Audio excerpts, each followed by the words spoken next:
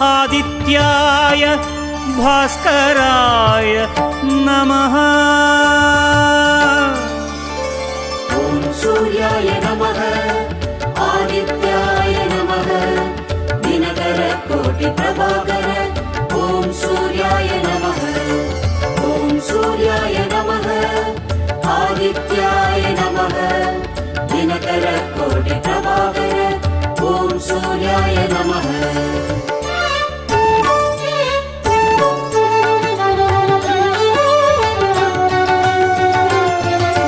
ततो युद्ध परिश्रान्तं समरे चिन्तया स्थितं रावणं चाक्रतु दृष्ट्वा युद्धाय समुपस्थितम्। ॐ सूर्याय नमः ॐ सूर्याय नमः। ततो युद्ध परिश्रान्तं समरे